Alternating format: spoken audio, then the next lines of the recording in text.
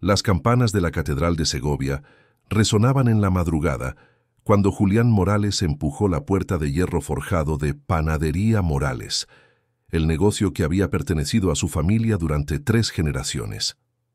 El aire frío de octubre se colaba entre las piedras milenarias del barrio, mezclándose con el aroma tibio del pan que ya comenzaba a hornearse en el sótano. A los 42 años, Julián había aprendido a caminar en silencio. Sus pisadas sobre el suelo de baldosas no despertaban ni a los gatos callejeros que dormían junto a la entrada. Tenía el cabello negro revuelto, una barba de 2 días que se negaba a afeitar y esos ojos grises que parecían cargar el peso de todas las tormentas que había vivido. Vestía su uniforme habitual, pantalón oscuro, camisa blanca arrugada y el delantal azul marino que llevaba el escudo dorado de la panadería bordado a mano. Las máquinas ya estaban en funcionamiento desde las 4 de la madrugada.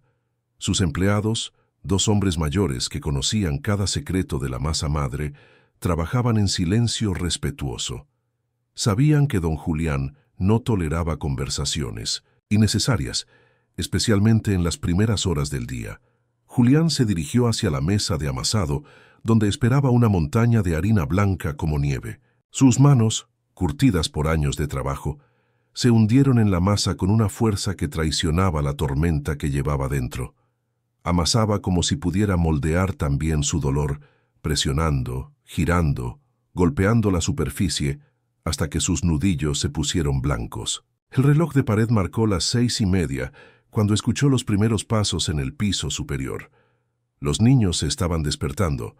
Lucía, su hija de 8 años, siempre era la primera en levantarse. Era una niña peculiar, demasiado observadora para su edad, con esos ojos castaños que parecían ver más de lo que debían. Llevaba el cabello recogido en 2 trenzas perfectas, adornadas con lazos de colores que ella misma elegía cada mañana con una precisión meticulosa. Leo, el pequeño de 5 años, era todo lo contrario. Dulce y pegajoso como miel, nunca se separaba de Peluchín, un conejo de trapo desgastado que había sido su compañero desde que tenía 2 años. Era un niño que necesitaba abrazos constantes, palabras suaves, y la seguridad de que alguien estaría ahí cuando despertara de sus pesadillas. Pero Julián ya no sabía cómo ser ese alguien. Subió las escaleras de madera que crujían bajo su peso. Cada escalón un recordatorio de la vida que había construido y que ahora se sentía como una carga.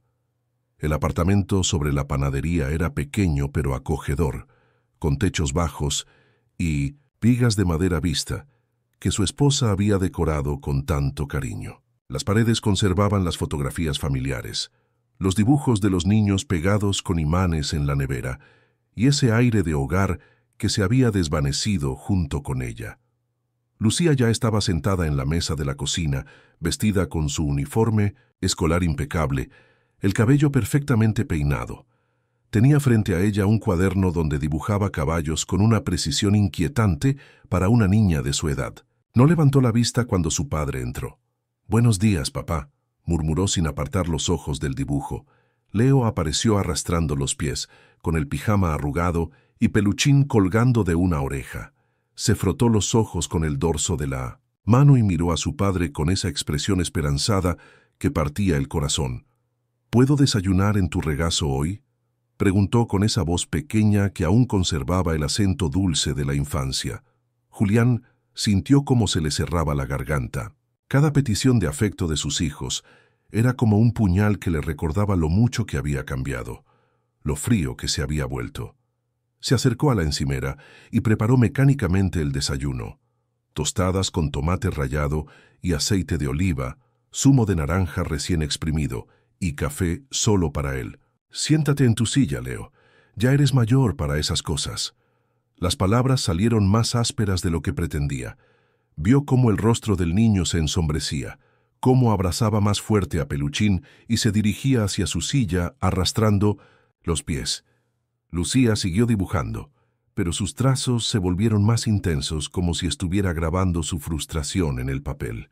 El desayuno transcurrió en un silencio pesado, interrumpido solo por el sonido de los cubiertos contra los platos y el tic-tac del reloj de cocina. Julián bebía su café sin mirar a sus hijos, perdido en pensamientos que lo alejaban cada vez más de ellos. El terré de Hermès que llevaba, ese perfume que había sido un regalo de su esposa años atrás, se había convertido en un recordatorio constante de lo que había perdido. Cuando terminaron, Julián acompañó a los niños hasta el colegio, caminando por las calles empedradas de Segovia con esa prisa mecánica de quien cumple con una obligación. Las despedidas fueron breves, apenas un asentimiento de cabeza y un portaos bien murmurado entre dientes. De regreso a la panadería, se encontró con Esperanza, la mujer que había cuidado a los niños durante los últimos meses. Era una señora mayor de 65 años, con el cabello blanco recogido en un moño y esas manos arrugadas que hablaban de una vida de trabajo duro. «Don Julián», le dijo con esa voz cansada que había adquirido en las últimas semanas, «necesito hablar con usted». Él la miró sin demasiado interés, secándose las manos en el delantal. «Mi espalda ya no aguanta, hijo. Los médicos me han dicho que necesito descansar, y yo ya no puedo seguir cuidando a los pequeños como se merecen». Las palabras cayeron como piedras en un estanque silencioso. Julián sintió cómo se le contraía el estómago, no por sorpresa, sino por el peso añadido de un problema más que resolver. «¿Cuándo?», preguntó con esa frialdad que había perfeccionado en los últimos meses. «La semana que viene será mi último día. Lo siento mucho, don Julián, de verdad que lo siento».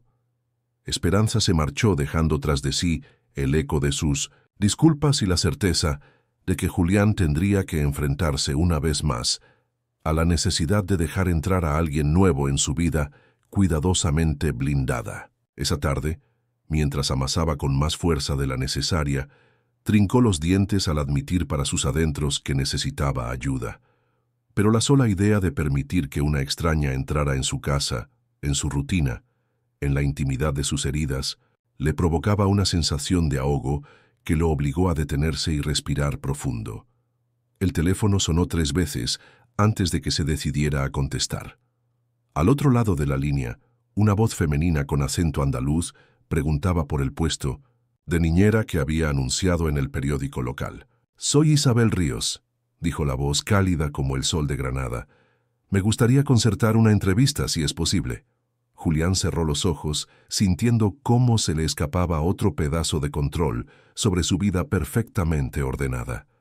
«Mañana a las 5», respondió antes de colgar, sin saber que esa llamada cambiaría todo lo que creía saber sobre el amor, el perdón y la posibilidad de volver a empezar. Isabel Ríos llegó a Segovia en el autobús de las 3 de la tarde, con una maleta de tela gastada y el corazón lleno de esperanzas temerosas. Había viajado desde Granada durante 6 horas, viendo cómo el paisaje andaluz de olivos y tierras ocres se transformaba gradualmente en las llanuras castellanas, hasta que las torres de la catedral y los muros del Alcázar aparecieron en el horizonte como una promesa de nuevo comienzo. A los 29 años, Isabel cargaba con más equipaje, emocionado que material. Su despido de la escuela había sido una herida que aún sangraba. Una denuncia falsa de maltrato infantil que había destruido su reputación como maestra en una sola semana. Aunque posteriormente se demostró su inocencia, el daño ya estaba hecho. Las miradas de desconfianza, los murmullos en los pasillos, la soledad de saberse juzgada sin derecho a defensa. Pero Isabel era libra por naturaleza, buscaba el equilibrio incluso en medio del caos.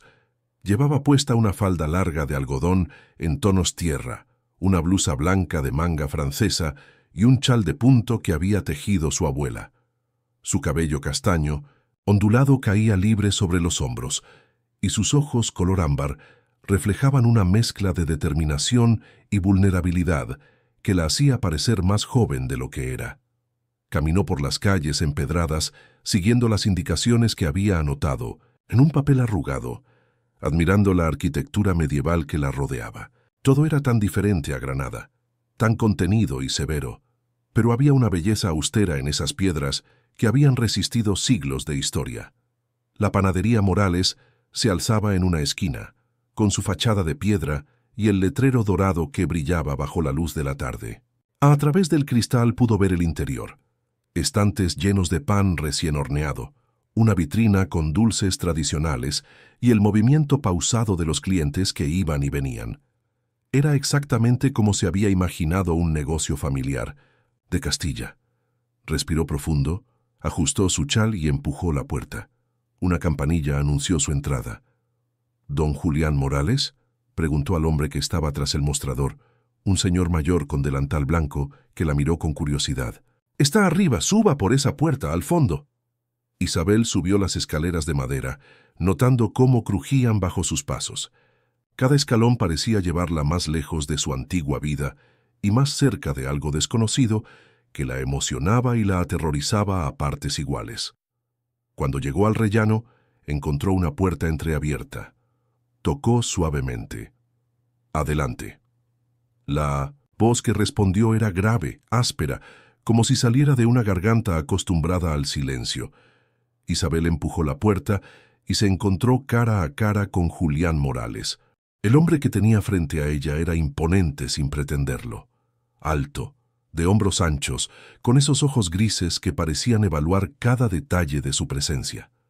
Llevaba una camisa blanca remangada que dejaba ver antebrazos fuertes, marcados por pequeñas cicatrices que hablaban de años trabajando con hornos y masas. Su cabello negro tenía algunas canas prematuras en las sienes, y esa barba descuidada le daba un aire de hombre que había dejado de preocuparse por las apariencias. Pero lo que más impactó a Isabel fue la tristeza que emanaba de él, como un perfume invisible. Era una tristeza profunda, arraigada, que se había instalado en cada gesto y en cada línea de expresión. «Usted debe ser Isabel Ríos», dijo sin invitarla a sentarse. «Sí, señor, gracias por recibirme».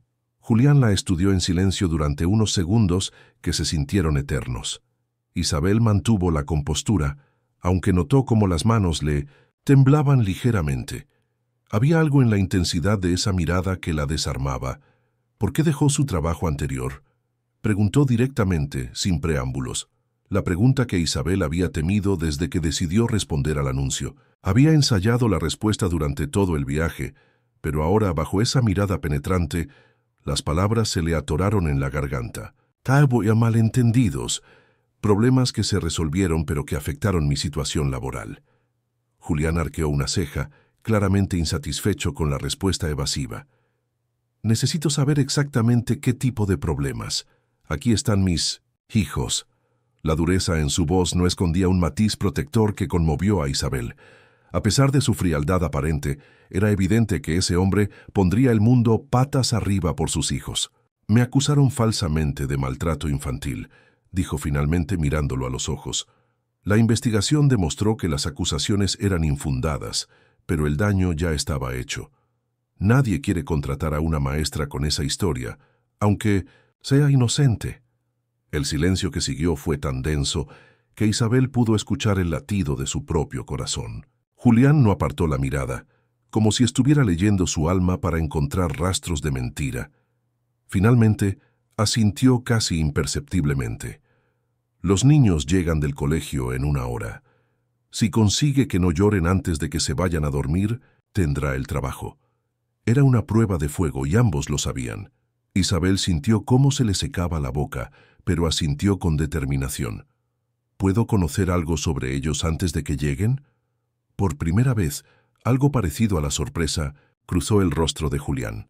Quizás no esperaba que una candidata a niñera le preguntara sobre las personalidades de los niños, en lugar de preguntar sobre horarios y sueldo. «Lucía tiene 8 años. Es especial. Muy observadora. Demasiado madura. Leo tiene 5. Es más sensible». Las descripciones eran secas, funcionales, pero Isabel detectó algo más en la forma en que pronunció sus nombres. Había amor ahí, enterrado bajo capas de dolor y miedo. ¿Hay algo más que deba saber? Julián la miró durante un largo momento, como si estuviera decidiendo cuánta verdad podía compartir con una extraña. Su madre murió hace 1 año y medio. Desde entonces, las cosas han sido difíciles.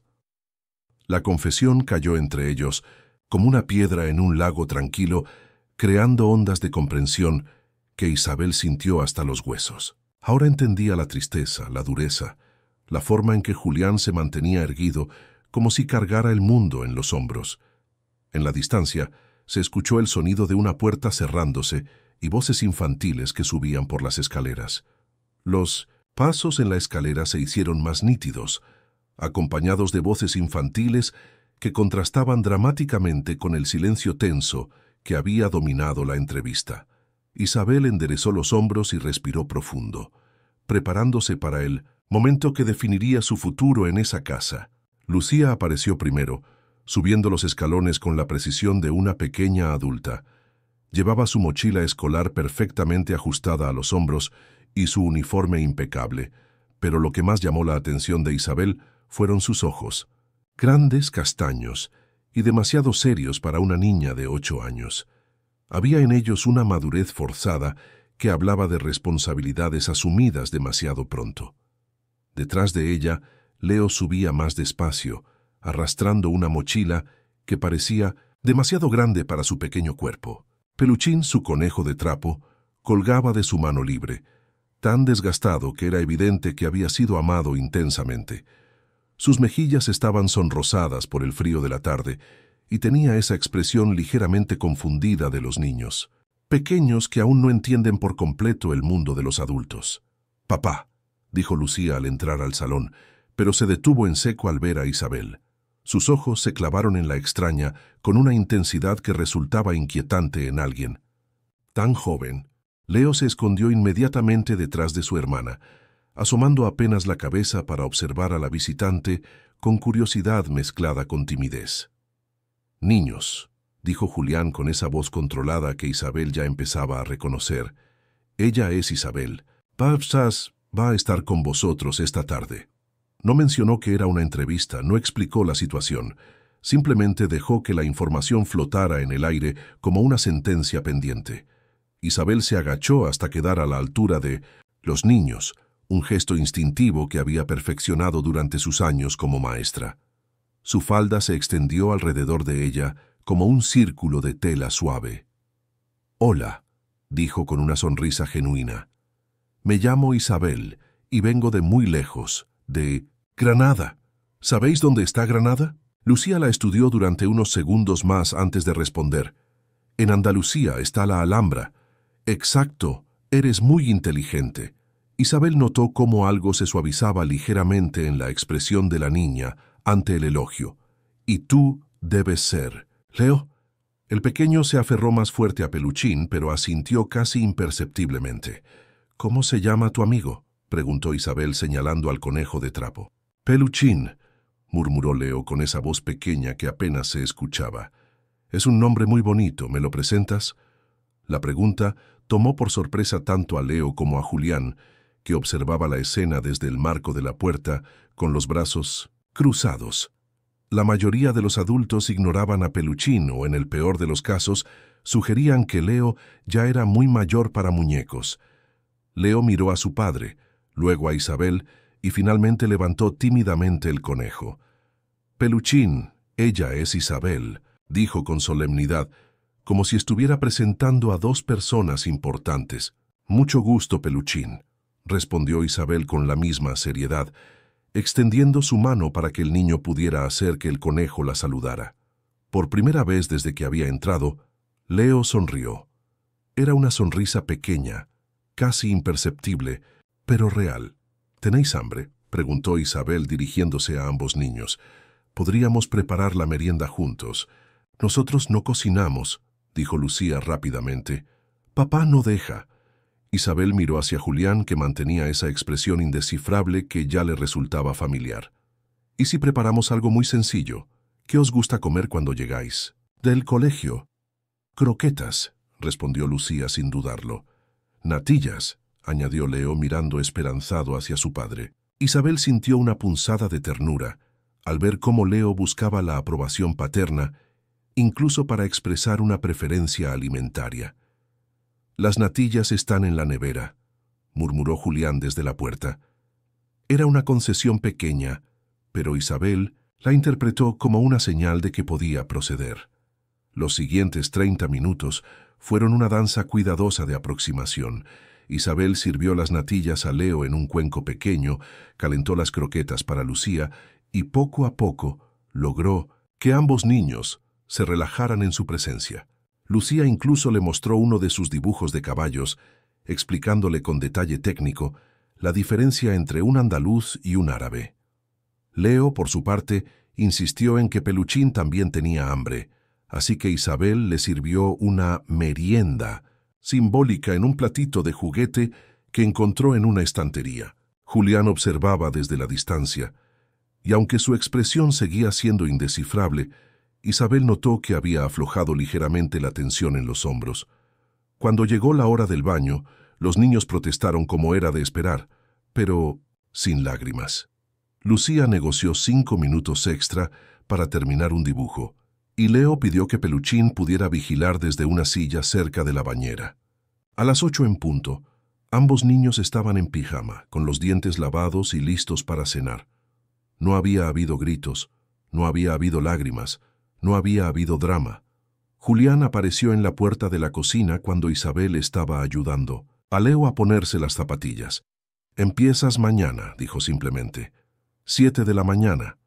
Isabel sintió cómo se le aceleraba el corazón. Había pasado la prueba. «Gracias, señor Morales». «Julián», corrigió él, y por primera vez su voz sonó menos áspera. «Y no me hagas arrepentirme». Mientras bajaba las escaleras hacia la calle, Isabel sintió que algo había cambiado irrevocablemente. No solo había conseguido un trabajo, había cruzado el umbral de una familia rota que necesitaba desesperadamente aprender a sanar. Sin saberlo, ella también había empezado su propio proceso de curación. Isabel llegó a la panadería cuando las campanas de la catedral marcaban las 7 en punto de la mañana. El aire frío de noviembre se colaba entre las calles empedradas de Segovia, y las luces doradas del interior del negocio creaban un contraste cálido contra la penumbra del amanecer. Ya podía escuchar el murmullo de las máquinas trabajando en el sótano y el aroma del pan recién horneado flotaba en el aire como una bienvenida silenciosa. Julián la esperaba en la entrada lateral, vestido con su uniforme habitual, pantalón oscuro, camisa blanca y ese delantal azul marino que llevaba como una armadura. Sus ojos grises la evaluaron rápidamente, como si aún dudara de la decisión que había tomado la tarde anterior. «Los niños se levantan a las 7:30», dijo sin preámbulos, subiendo las escaleras. «Lucía es autónoma para vestirse, pero Leo necesita ayuda con los botones. Desayunan a las 8, salen hacia el colegio a las 8:30». Isabel asintió memorizando cada detalle mientras lo seguía por las escaleras que ya empezaba a conocer. El apartamento en la planta superior conservaba esa atmósfera de hogar pausado en el tiempo, donde cada objeto parecía colocado con intención, pero sin el cuidado cotidiano que requería. «¿Hay algo que no les guste comer?», preguntó Isabel, mientras Julián le señalaba la cocina. «Leo es caprichoso, solo come si está cómodo. Lucía…» hizo una pausa, como si estuviera decidiendo cuánta información compartir. «Lucía apenas come. Siempre encuentra excusas». La honestidad en su voz sorprendió a Isabel. Había esperado las respuestas mecánicas de siempre, pero Julián le estaba entregando información real sobre las complejidades de sus hijos. «¿Y usted? ¿Desayuna con ellos?». Julián se tensó visiblemente ante la pregunta. «Yo bajo a la panadería temprano. Los niños desayunan solos». No era una respuesta, era una declaración de principios. Isabel entendió que había límites que no debía cruzar, al menos no todavía. Los primeros días establecieron una rutina delicada. Isabel llegaba cuando los niños aún dormían y se convertía en el puente entre el sueño y la realidad. Lucía se levantaba puntual como un reloj, pero Leo necesitaba más tiempo, más paciencia, más cariño para enfrentar cada nuevo día. Isabel descubrió que Leo solo comía si ella le contaba historias mientras desayunaba. No cualquier historia. Tenían que ser aventuras de piratas, donde Peluchín era el héroe. Lucía, por su parte, dibujaba caballos en una libreta mientras comía, mordisqueando pequeños bocados como si cada uno fuera una medicina necesaria pero desagradable. «¿Por qué siempre dibujas caballos?», le preguntó Isabel el tercer día, sentándose a su lado mientras esperaban a que Leo terminara su cuenco de cereales. Lucía se encogió de hombros, pero Isabel notó cómo sus dedos se cerraban protectoramente sobre el lápiz. «Son libres», murmuró finalmente. «Pueden ir a donde quieran». La respuesta fue como un puñetazo suave en el estómago. Isabel entendió que los dibujos de Lucía no eran solo arte infantil, eran mapas de escape de una realidad que se había vuelto demasiado pesada para sus 8 años. Julián aparecía ocasionalmente durante esos primeros días, siempre con alguna excusa práctica. Comprobar que Leo tenía la mochila lista, recordar que Lucía tenía educación física, entregar dinero para alguna actividad escolar. Pero Isabel notaba cómo sus ojos se demoraban en las escenas cotidianas. Leo riéndose con una historia de piratas, Lucía mostrando tímidamente uno de sus dibujos. Una mañana, Isabel bajó a la panadería para comprar leche que se había terminado. Encontró a Julián amasando con esa fuerza excesiva que ya reconocía como señal de tensión interna. Sus manos trabajaban la masa como si quisiera moldear también sus emociones, presionando, girando, golpeando la superficie hasta que los nudillos se le pusieron blancos. «Los niños están bien», dijo Isabel suavemente, intentando tranquilizar lo que parecía ser una preocupación constante. Julián no levantó la vista de la masa. «Leo ha preguntado por usted 2 veces esta mañana». No era una queja, pero tampoco era exactamente un elogio. Era una observación cargada de algo que Isabel no supo interpretar inmediatamente. «¿Es malo que pregunte por mí?» «No sé», respondió Julián con honestidad brutal. «No sé qué es bueno o malo ya». Por primera vez, Isabel vislumbró la magnitud del miedo que cargaba ese hombre. No era solo dolor por la pérdida, era terror de volver a confiar, de permitir que alguien más importara en la vida de sus hijos, de arriesgarse a otra pérdida devastadora.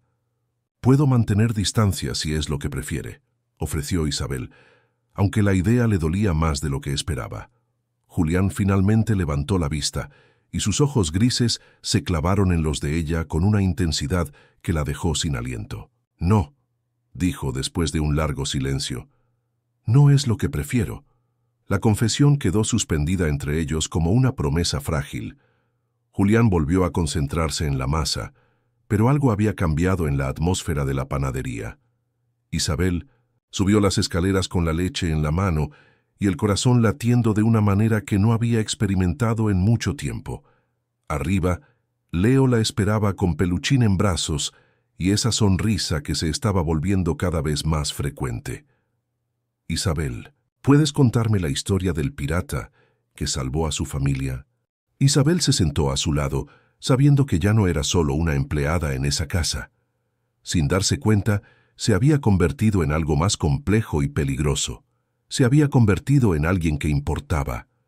La lluvia había comenzado a caer sobre Segovia durante la madrugada, creando un repiqueteo constante sobre los tejados de pizarra que se extendía como una melodía melancólica por toda la ciudad. Isabel llegó esa mañana empapada, con el cabello pegado a las mejillas y el chal goteando agua sobre el suelo de baldosas de la entrada.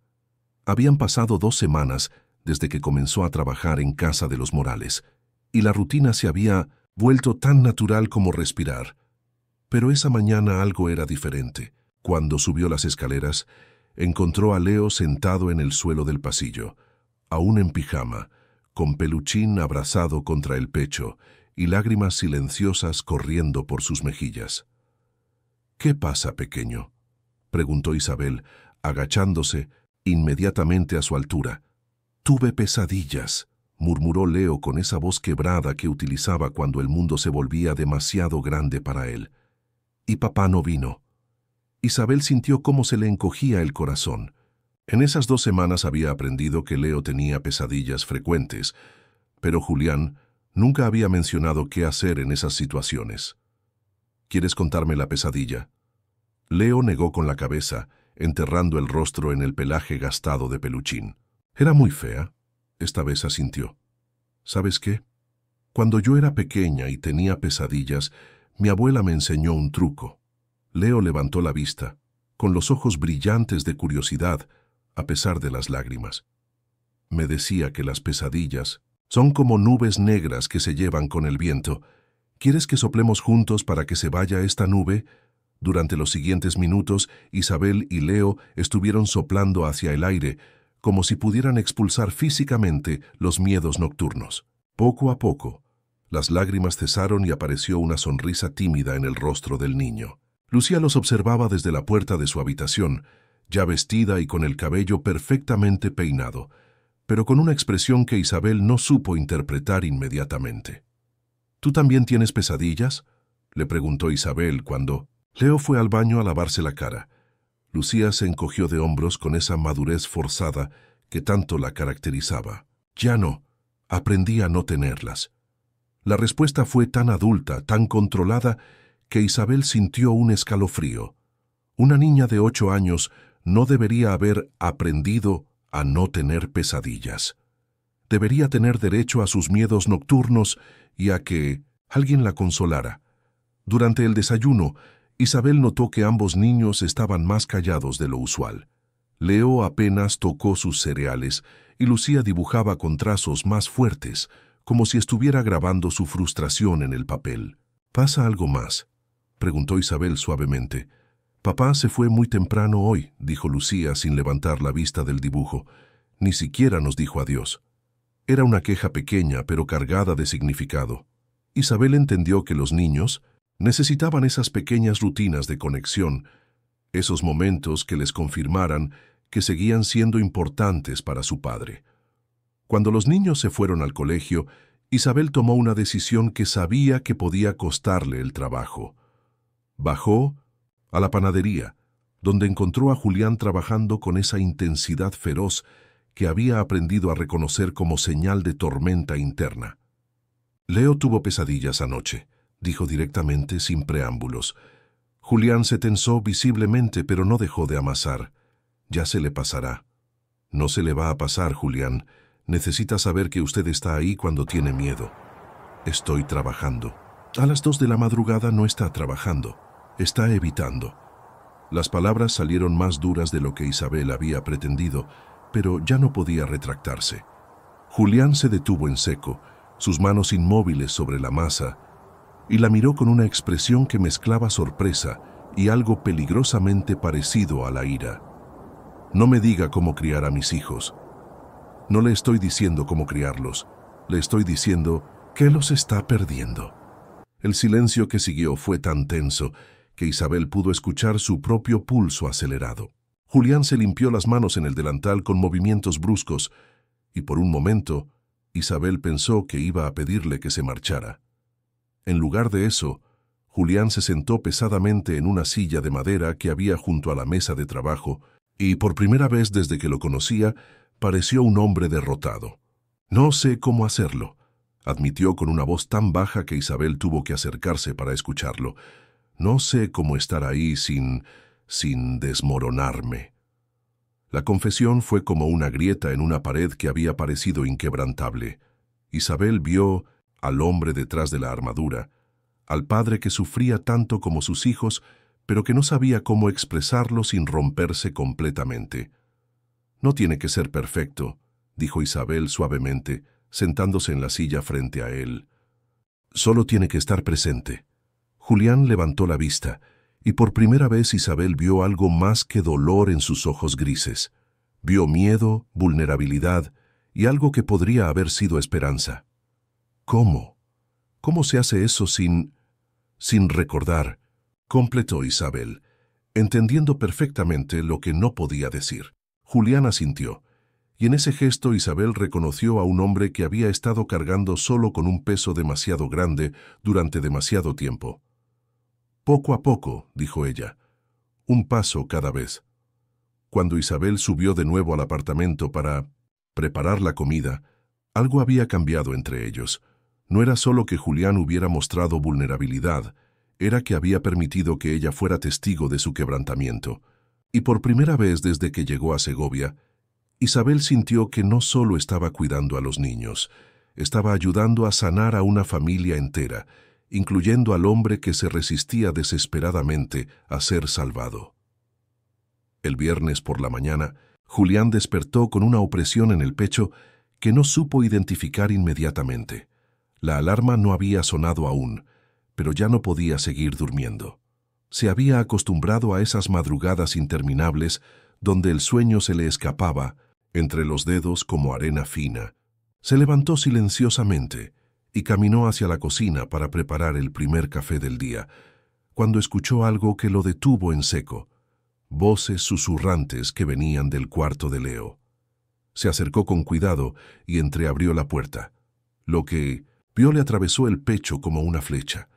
Isabel estaba sentada en la cama pequeña de Leo, con el niño acurrucado contra su costado y Peluchín entre sus brazos. La luz de la lamparita nocturna creaba un círculo dorado alrededor de ellos, y Leo tenía esa expresión de paz que Julián no había visto en su rostro desde hacía más de un año.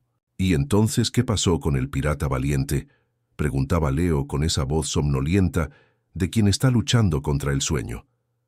El pirata valiente descubrió algo muy importante, respondía Isabel con una suavidad que hizo que algo se removiera dolorosamente en el estómago de Julián. Descubrió que no tenía que ser fuerte todo el tiempo, que a veces las personas que más queremos nos ayudan a ser valientes cuando nosotros no podemos.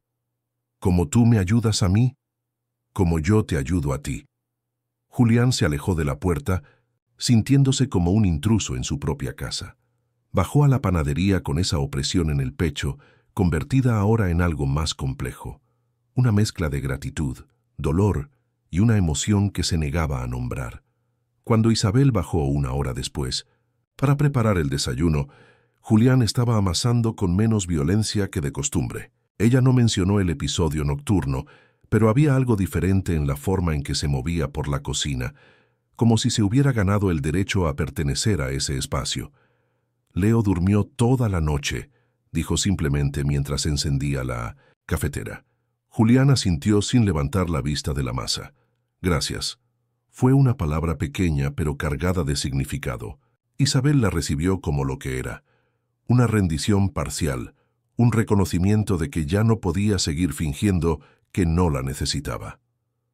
Los días siguientes se sucedieron con una rutina que cada vez se parecía más a la vida de una familia real. Julián comenzó a subir ocasionalmente para desayunar con los niños, aunque siempre encontraba excusas prácticas. Comprobar que Lucía había hecho los deberes, asegurarse de que Leo tenía todo lo necesario para el colegio. Pero Isabel notaba los pequeños cambios. Como sus ojos se demoraban cuando Leo le contaba algo que había aprendido en clase, cómo se acercaba disimuladamente cuando Lucía le mostraba uno de sus dibujos. Una tarde de diciembre, mientras ayudaba a Leo con un puzzle, Isabel sintió una presencia en la puerta. Julián estaba ahí observándolos, con una expresión que ella no supo interpretar inmediatamente. ¿Quiere ayudarnos?, preguntó sin saber muy bien por qué lo hacía. Para su sorpresa, Julián se acercó y se sentó en el suelo junto a ellos. Sus manos grandes y curtidas parecían desproporcionadas al lado de las piezas pequeñas del puzzle, pero comenzó a buscar bordes con una concentración que conmovió a Isabel. Leo se acurrucó contra el costado de su padre como si fuera lo más natural del mundo. Julián se tensó inicialmente, pero después de unos segundos, Isabel vio cómo relajaba los hombros y permitía que el peso pequeño de su hijo se acomodara contra él. «Este trozo va aquí, papá», dijo Leo señalando una pieza del puzzle. «¿Estás seguro?» «Sí, mira, tiene el mismo color».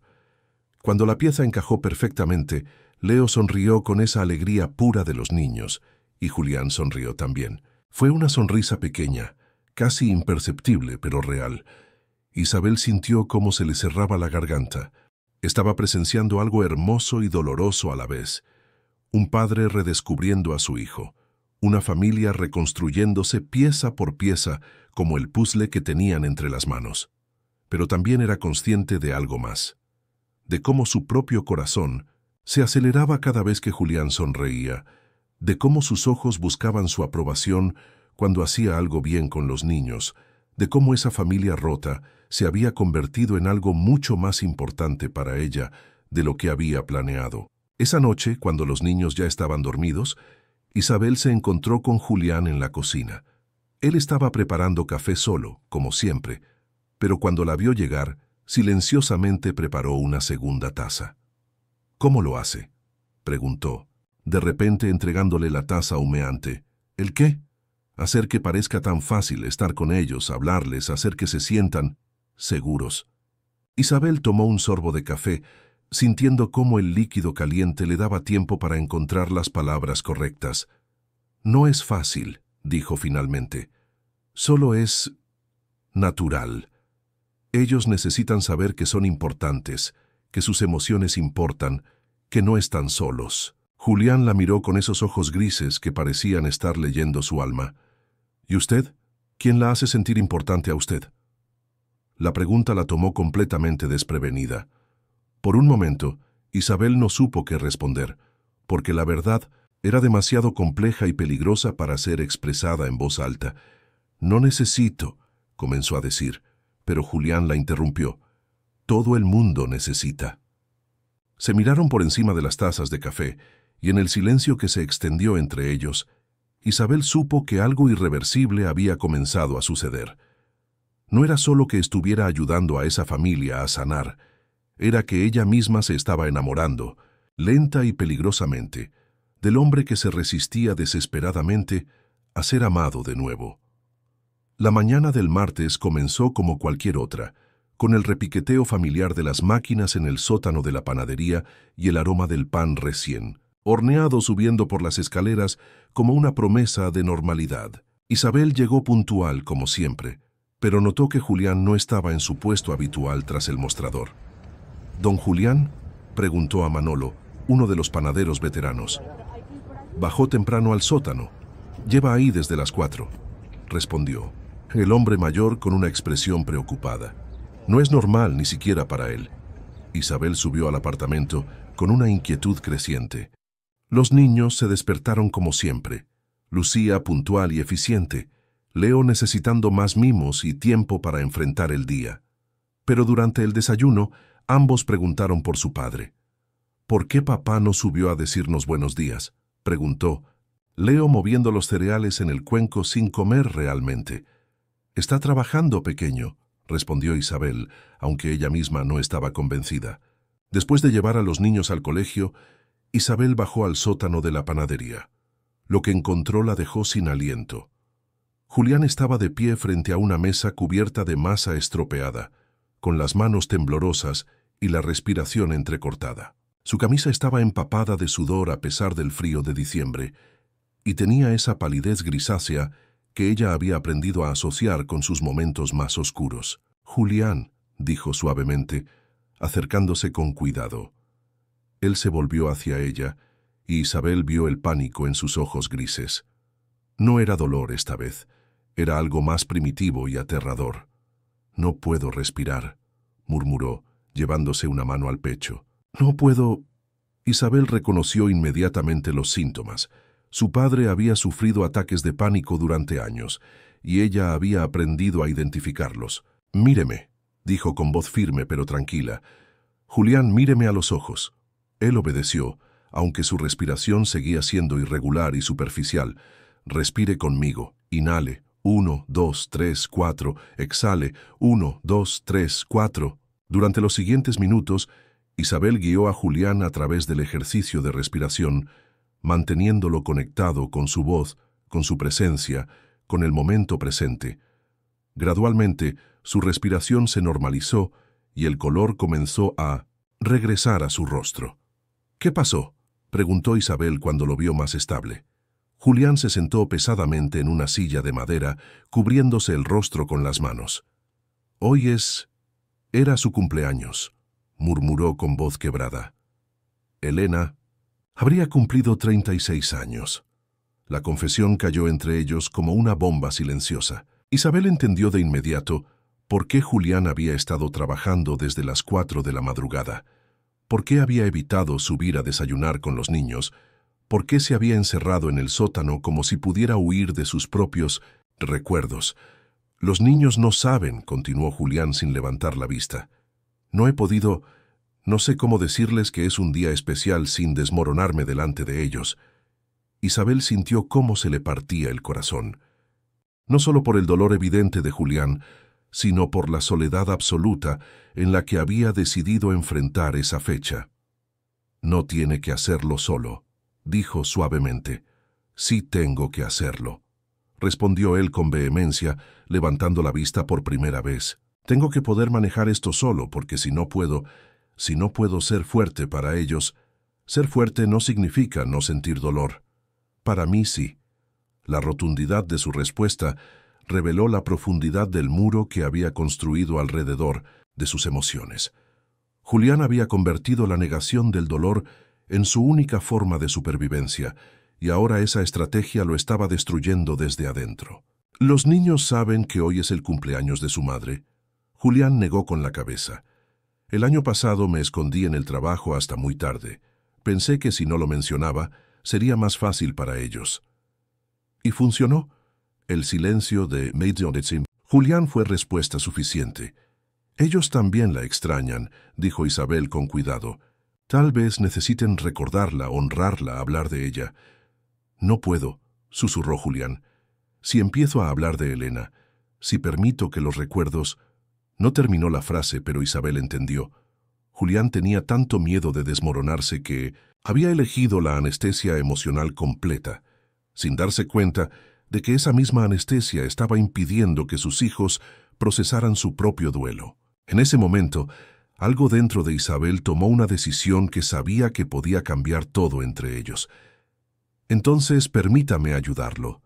Julián la miró con una mezcla de gratitud y terror. «¿Cómo?» «Podemos honrar su memoria juntos. Los 4. No tiene que ser algo triste. Puede ser una celebración de quién era ella, de lo que significó para ustedes». «No sé si puedo». «No tiene que poder. Solo tiene que intentar». Se miraron durante un largo momento, y Isabel vio cómo algo se quebraba definitivamente en la expresión de Julián. No era rendición, era el reconocimiento de que ya no podía seguir cargando solo con todo ese peso. «¿Qué propone?», preguntó finalmente. «Primero que subamos, después que me cuente algo hermoso sobre Elena, y luego que confiemos en que los niños son más fuertes de lo que usted cree». Cuando subieron del sótano, Isabel tomó la mano de Julián para ayudarlo a levantarse. Fue un gesto pequeño, natural, pero cuando sus dedos se entrelazaron, ambos sintieron una descarga eléctrica que no tenía nada que ver con el duelo o el dolor. Por primera vez desde que se conocían, Julián no retiró la mano inmediatamente. En lugar de eso, apretó ligeramente los dedos de Isabel, como si ella fuera un ancla en la tormenta que llevaba más de un año azotando su vida.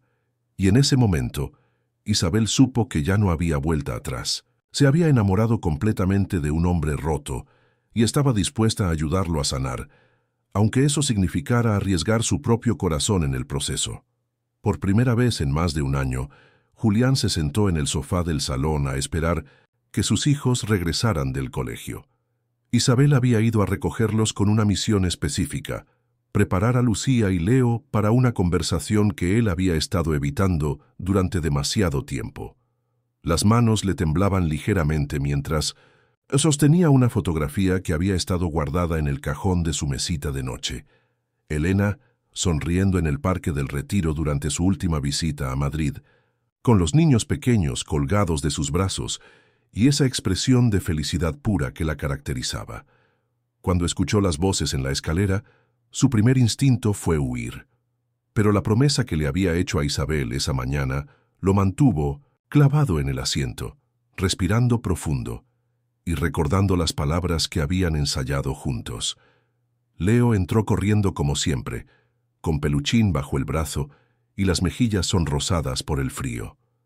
Lucía llegó detrás, más cautelosa, con esos ojos observadores que no perdían detalle de las expresiones de los adultos. «Papá», exclamó Leo sorprendido de encontrarlo en el salón a esa hora. «¿No estás trabajando?» «Hoy no», respondió Julián, con una voz que sonaba más firme de lo que se sentía. «Quería hablar con vosotros de algo importante».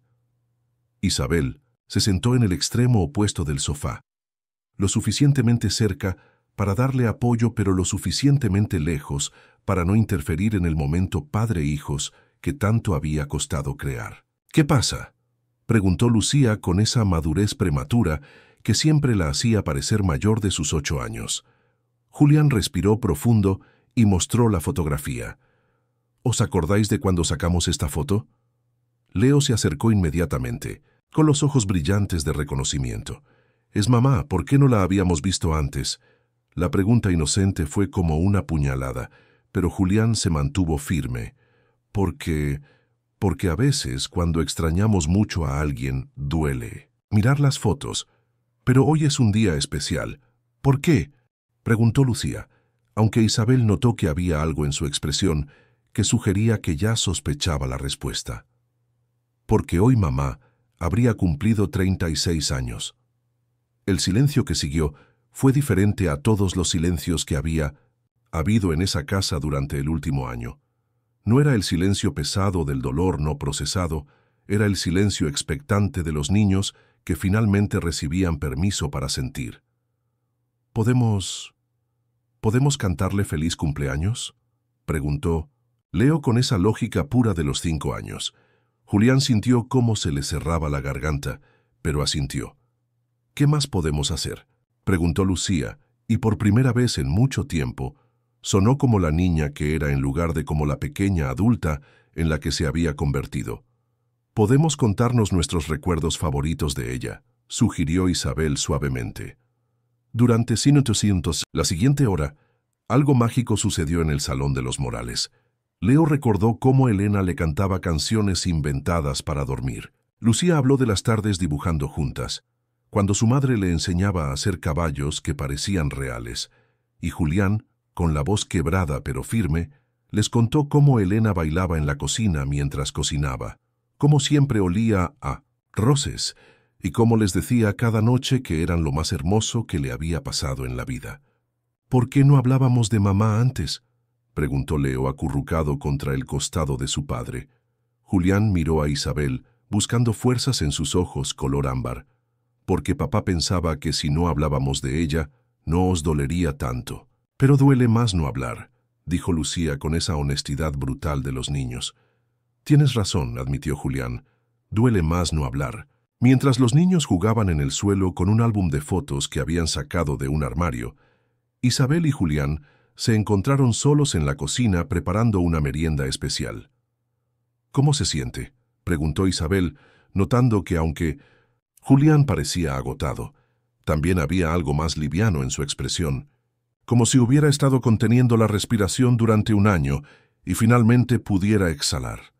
Isabel sonrió, sintiendo una calidez en el pecho que no tenía que ver solo con la satisfacción de haber ayudado. Tenía que ver con la forma en que Julián la miraba ahora, como si la viera realmente por primera vez. «Gracias», dijo él, y esta vez no era solo agradecimiento profesional.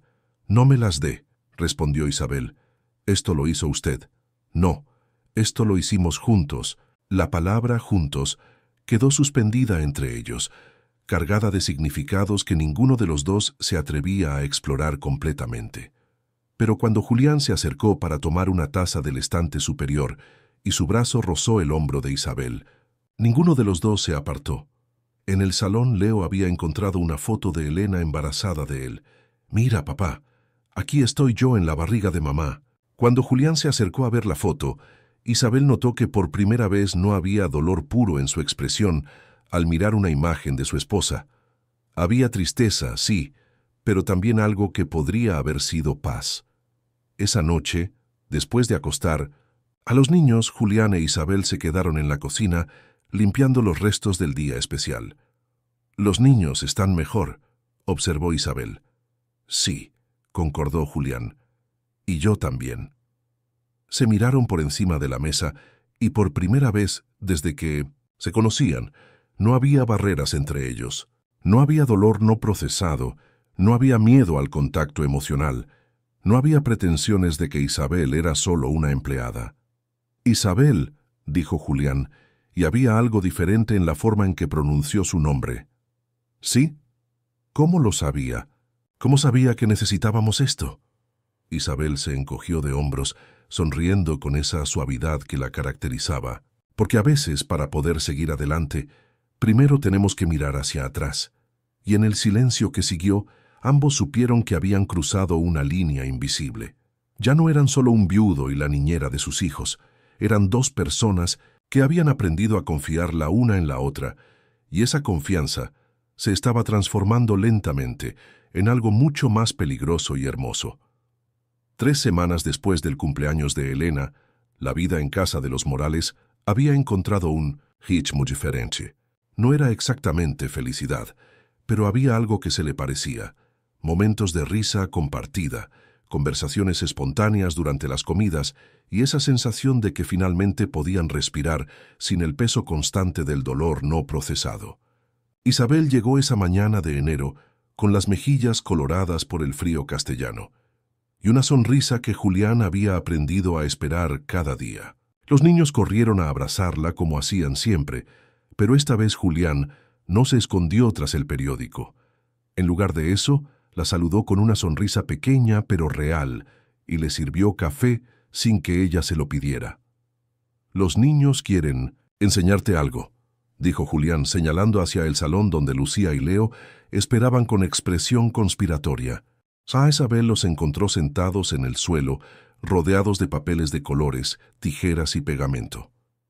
«¡Sorpresa!», gritó Leo, mostrándole un collage que habían hecho con fotografías de Elena. «Es para que mamá tenga su propio lugar especial en 1960. Casa». El trabajo era hermoso en su imperfección infantil, fotos pegadas en ángulos extraños, corazones de papel de colores y las palabras «Te queremos, mamá», escritas con la letra cuidadosa de Lucía. «Es precioso», dijo Isabel con lágrimas en los ojos. «¿Dónde lo vais a poner?» «En el salón», respondió Lucía, «para que siempre esté con nosotros, pero no nos ponga tristes». Isabel miró hacia la puerta donde Julián observaba la escena con una expresión que mezclaba orgullo y emoción contenida. En las últimas semanas había aprendido que podía extrañar a Elena sin que eso significara renunciar a vivir. El cartero llegó a las 10 como siempre, pero esa mañana traía algo que cambiaría todo, una carta certificada dirigida a Isabel Ríos. Isabel la abrió con curiosidad, sin sospechar que las palabras impresas en ese papel oficial alterarían cada plan que había empezado a imaginar para su futuro. «Centro de Educación Especial Santa Teresa, Sevilla», leyó en voz alta, y Julián levantó la vista del pan que estaba cortando. Mientras leía, el color se fue desvaneciendo de su rostro. Julián se acercó, alarmado por su expresión. «¿Qué pasa?» Es una oferta de trabajo», murmuró Isabel con voz temblorosa, «en Sevilla, para dirigir un centro de educación especial para niños con dificultades de aprendizaje». Las palabras cayeron entre ellos como piedras en un lago tranquilo, creando ondas que se extendían hacia todas las direcciones. «¿Cuándo?», preguntó Julián, aunque su voz sonaba extrañamente controlada. «Quieren que empiece en marzo. Es exactamente lo que estudié, lo que siempre quise hacer antes de...». Se detuvo, recordando los motivos que la habían llevado hasta Segovia. «Antes de que la acusaran falsamente», completó Julián con comprensión. Isabel asintió mirando la carta como si fuera un objeto alienígena. «Dice que revisaron mi caso, que conocen las circunstancias de mi salida de Granada y que consideran que tengo exactamente el perfil que buscan». «Es una oportunidad increíble», dijo Julián, y Isabel se sorprendió por la sinceridad en su voz, sin rastro de la posesividad que había esperado. «Sí, lo es». Se miraron durante un largo momento, ambos conscientes de que esa carta representaba mucho más que una oportunidad profesional. Representaba la posibilidad de que Isabel recuperara la carrera que había perdido, de que volviera a ser la maestra que siempre había soñado ser. También representaba el fin de todo lo que había comenzado a construir en Segovia. «¿Qué vas a hacer?», preguntó Julián, sentándose frente a ella en la mesa de la cocina. «No lo sé», respondió Isabel honestamente. «Hace 3 meses habría dicho que sí inmediatamente. Era exactamente lo que estaba buscando cuando vine aquí». «¿Y ahora?». Isabel lo miró a los ojos, y en esa mirada Julián vio todo lo que ninguno de los dos se había atrevido a decir en voz alta. Que en algún momento durante esos meses, ella había dejado de ser solo la niñera de sus hijos. Se había convertido en parte de sus vidas, en alguien que importaba de una forma que los asustaba a ambos. «Ahora es complicado», admitió Isabel. Desde el salón llegó la voz de Leo llamándola para que viera cómo habían colgado el collage de Elena en la pared. «Los niños te necesitan», dijo Julián suavemente. «Los niños están mejor. Ya no me necesitan como antes. Yo sí te necesito». Las palabras salieron antes de que Julián pudiera detenerlas, crudas y honestas, como una confesión arrancada desde lo más profundo de su ser. Isabel sintió cómo se le aceleraba el corazón. «Julián, no tienes que responder ahora», dijo él rápidamente, como si se hubiera dado cuenta de la magnitud de lo que acababa de confesar. «Es solo que quería que lo supieras antes de que tomes una decisión». Isabel dobló la carta cuidadosamente, con manos que temblaban ligeramente. «Necesito tiempo para pensar». «Claro, por supuesto». Esa tarde, mientras ayudaba a los niños con los deberes, Isabel no pudo concentrarse completamente. Parte de su mente estaba en Sevilla, imaginando las aulas llenas de niños que necesitaban su ayuda, el trabajo que le devolvería su identidad profesional, la satisfacción de hacer exactamente aquello para lo que había estudiado. Pero otra parte de su mente estaba en esa misma cocina, recordando la forma en que Julián había dicho «Yo sí te necesito», la vulnerabilidad en sus ojos grises, la familia que había ayudado a reconstruir y que ahora se sentía como suya propia. Esa noche, después de acostar a los niños, Isabel se encontró con Julián en la cocina como había sido su costumbre en las últimas semanas. «¿Has pensado en la oferta?», preguntó él, sirviéndole café sin que ella se lo pidiera. «No he pensado en otra cosa». «¿Y?» Isabel tomó un sorbo del café, saboreando la amargura que contrastaba con la dulzura de la situación en la que se encontraba. «Es mi sueño, Julián. Es exactamente lo que siempre quise hacer». Él asintió, aunque Isabel notó cómo se tensaron ligeramente sus hombros. «Entonces deberías aceptar». «¿Eso es lo que quieres?». Julián la miró durante un largo momento, y en sus ojos Isabel vio una batalla interna entre el deseo de pedirle que se quedara y la necesidad de hacer lo correcto. «Quiero que seas feliz», dijo finalmente, «y si Sevilla te hace feliz, entonces eso es lo que quiero». Pero ambos sabían que la felicidad era mucho más complicada que una simple decisión profesional. Isabel había tomado su decisión una semana después de recibir la carta. Aceptaría el trabajo en Sevilla, porque era lo correcto, lo sensato, lo que le devolvería la vida profesional que había perdido. Se lo dijo a Julián una mañana de febrero, mientras los niños desayunaban en el salón, ajenos a la conversación que estaba partiendo el corazón de los adultos en la cocina. «Entiendo», había dicho él, con esa voz controlada que Isabel ya conocía demasiado bien. «¿Cuándo te vas?». «La próxima semana». Julián asintió, como si estuviera recibiendo información sobre el horario de entrega del pan, pero Isabel vio cómo se cerraba algo en su expresión, cómo levantaba de nuevo esas murallas que tanto había costado derribar. Los días siguientes fueron una tortura silenciosa. Isabel preparaba a los niños para su partida sin decirles exactamente cuándo sería. Julián había vuelto a encerrarse en el trabajo y la casa recuperó esa atmósfera de cosas no dichas que había dominado. Los primeros días. La mañana de su último día, Isabel bajó temprano a despedirse de Julián antes de irse para siempre. Lo encontró en la panadería, pero no amasando como era habitual. Estaba sentado en una mesa pequeña, escribiendo algo en un papel arrugado. «No sabía que seguías aquí», dijo él sin levantar la vista. «Quería despedirme». Julián dobló el papel cuidadosamente y lo dejó dentro de un libro de recetas gastado que estaba sobre la mesa. «Los niños van a extrañarte», dijo, todavía sin mirarla. «Yo también los voy a extrañar». «¿Solo a ellos?». La pregunta quedó suspendida entre ellos como una cuerda tensa a punto de romperse. Isabel sintió cómo se le cerraba la garganta. «No, no solo a ellos». Finalmente Julián levantó la vista, y en sus ojos grises Isabel vio todo el dolor que había estado conteniendo durante la semana. «Entonces, ¿por qué te vas?». «Porque tengo que hacerlo». «No, no tienes que hacerlo». Eliges hacerlo. La acusación en su voz dolió más que cualquier cosa que pudiera haber dicho, porque tenía razón. Isabel no se iba porque no tuviera otra opción. Se iba porque tenía miedo. Miedo de enamorarse completamente de un hombre que había amado tan profundamente a otra mujer. Miedo de construir una vida sobre los cimientos del dolor de otros. Miedo de no ser suficiente. Tienes razón, admitió Isabel. Elijo irme. ¿Por qué? Porque no sé cómo ser lo que necesitas. No sé cómo ocupar el lugar de alguien que fue tan importante.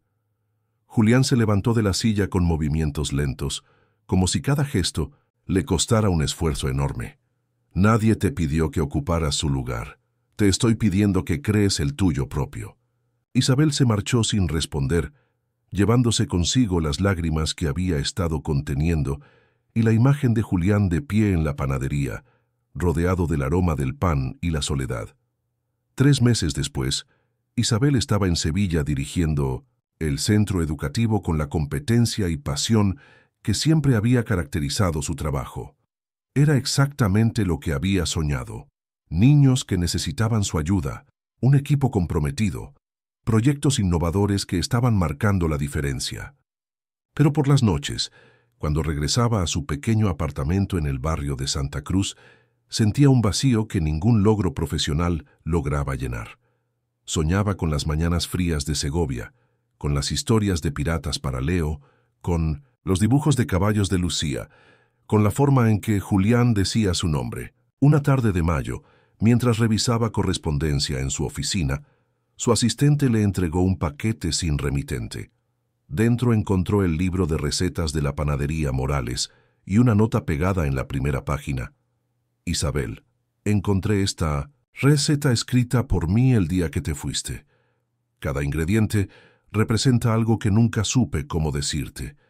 Si algún día sientes nostalgia del olor de hogar, aquí tienes la fórmula. Con manos temblorosas, Isabel pasó las páginas hasta encontrar una hoja manuscrita con la letra de Julián. Receta para el amor que no supe conservar. Una taza de miradas compartidas en la cocina. 2 cucharadas de risas, de niños que volvieron a ser felices. Una pizca de valor para hablar del pasado. Todo el tiempo del mundo para construir algo nuevo. Y el ingrediente secreto, la capacidad de amar sin miedo. Mezclar con cuidado hasta formar una familia. Hornear a fuego lento con paciencia y fe. Sirve para toda la vida. PD. Los niños preguntan por ti todos los días. Yo también, pero en silencio. Isabel cerró el libro y lloró por primera vez desde que había llegado a Sevilla. No lágrimas de tristeza, sino de comprensión. Había estado tan concentrada en huir del miedo al amor que había olvidado que el amor verdadero no requiere garantías, solo requiere valor. Al día siguiente, Isabel pidió una excedencia temporal en el centro y tomó el primer tren a Segovia. Llegó a la panadería al atardecer, cuando las luces doradas del interior contrastaban con el cielo púrpura de Castilla. A través del cristal vio a Julián tras el mostrador, pero también vio algo más. Una niña pequeña le ayudaba a envolver panes y un niño con un conejo de trapo jugaba en una esquina. Una clase improvisada de panadería para niños del barrio había llenado el local de risas y voces infantiles. Julián había encontrado una forma de combinar su trabajo con su amor por los niños, creando algo nuevo de las cenizas de su dolor. Isabel empujó la puerta, y cuando sonó la campanilla, Julián levantó la vista. Por un momento, se miraron a través del local lleno de gente, y en los ojos grises de él Isabel vio todo lo que había estado buscando sin saberlo. Hogar. ¿Hay lugar para una maestra más?, preguntó Isabel con una sonrisa temblorosa. Leo fue el primero en verla, soltando un grito de alegría que hizo que todos en la panadería se volvieran. Lucía corrió hacia ella con los ojos brillantes, y cuando llegó Julián, con las manos llenas de harina y esa sonrisa que Isabel había extrañado cada día, ella supo que había tomado la decisión correcta.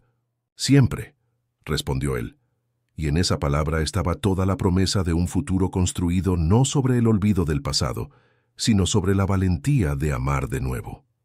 6 meses después, la panadería Morales había agregado algo nuevo a su letrero: Centro de Aprendizaje Elena, donde Isabel enseñaba a niños entre el aroma del pan, el café y el amor. Porque a veces los sueños más hermosos son los que nunca planificamos, sino los que construimos con las personas que nos enseñan que el hogar no es un lugar, sino a quien eliges amar cada día. Fin: si fueras Isabel, ¿habrías elegido el sueño profesional en Sevilla o el amor en Segovia? A veces la vida nos pone ante decisiones imposibles: seguir nuestros sueños o quedarnos con quien amamos. Julián había perdido todo y estaba aprendiendo a amar de nuevo, pero Isabel también merecía realizar sus sueños después de que su carrera fuera destruida injustamente. ¿Qué elección harías tú? ¿El corazón o la razón? ¿El amor encontrado o el futuro planeado? Tu participación en el canal es muy importante. Por favor, deja tu opinión en los comentarios. Gracias por ver. Tu feedback es muy importante para nuestro trabajo. Por favor, deja tu comentario contando qué te pareció y desde dónde estás viendo. No olvides suscribirte al canal, activar las notificaciones para no perderte ninguna historia. Tu participación es muy importante para la continuación de nuestro trabajo, así que compártelo también con quien va a adorar esta historia.